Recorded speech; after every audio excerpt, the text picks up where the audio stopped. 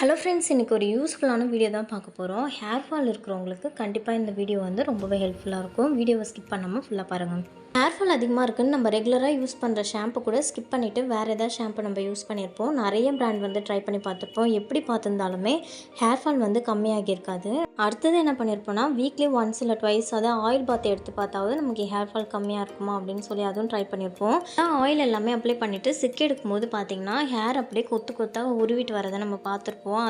அடுத்து இந்த type hair ஃபால்னு பார்த்திங்கன்னா போஸ்ட்மார்ட்டம் ஹேர் ஃபால் அது கொஞ்சம் அதிகமாக இருக்கும். ஒரு 3 மந்த் 4 மந்த் கிட்டலாம் ஸ்லீப்லெஸ் நைட்டு அந்த மாதிரி இருக்கிறதால நமக்கு ஹேர் ஃபால் அதிகமாக இருக்கும். ஸ்ட்ரெஸ்ஸு, டென்ஷன், நம்ம எதோ பற்றி யோசிக்கிறதாலேயும் ஹேர் ஃபால் அதிகமாக இருக்கும். இந்த ஹேர் ஃபால் ப்ராப்ளம்க்கு என்னதான் பிரச்சனை, என்னதான் சொல்யூஷன் அப்படின்னு நம்ம இந்த வீடியோவில் ஃபுல்லாகவே பார்த்துடலாம்.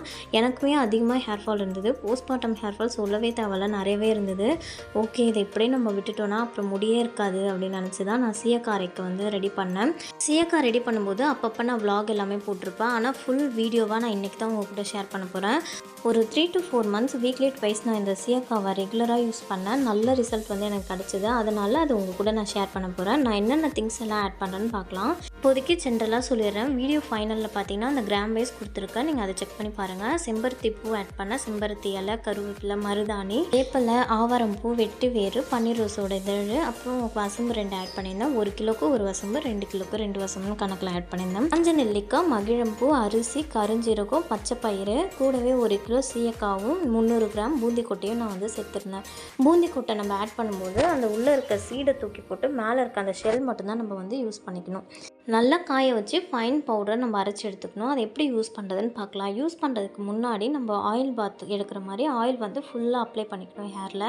நம்ம சேனலில் ஆல்ரெடியே வந்து ஆயில் பாட்டிலில் எப்படி ரெடி பண்ணுறதுன்னு சொல்லி போட்டிருந்தேன். சீயக்காய் கரைக்கிற பொருளே நான் வந்து ஆயில் பாட்டில்லையும் வந்து ஃபுல் பண்ணி வச்சுட்டு அதுக்கப்புறம் எண்ணெய் ஊற்றியிருந்தேன்.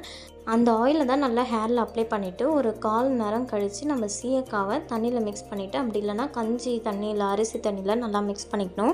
மிக்ஸ் பண்ணிவிட்டு ஒரு 20 நிமிஷம் போல் சீயக்காவை வச்சு எல்லாம் தேய்ச்சி குளிச்சுட்டு வந்தோன்னா ஃப்ரெஷ்ஷாக ஃபீல் பண்ணுவோம். அண்ட் இந்த சீயக்காய் யூஸ் பண்ணுறதால நம்ம பாடி ஹீட்டையும் ரெடியூஸ் பண்ணுவோம், ஹேர் ஃபாலையும் வந்து கம்மி பண்ணுவோம். உங்களுக்கும் ஹேர் ஃபால் அதிகமாக இருந்ததுன்னா இந்த சீயக்காய் பொடியை ட்ரை பண்ணி பாருங்கள். கண்டிப்பாக ஹேர் ஃபால் வந்து ரெடியூஸ் ஆகும். வீடியோ பிடிச்சதுன்னா சப்ஸ்கிரைப் பண்ணிடுங்க. Tata bye bye. நெக்ஸ்ட் வீடியோவில் பார்ப்போம்.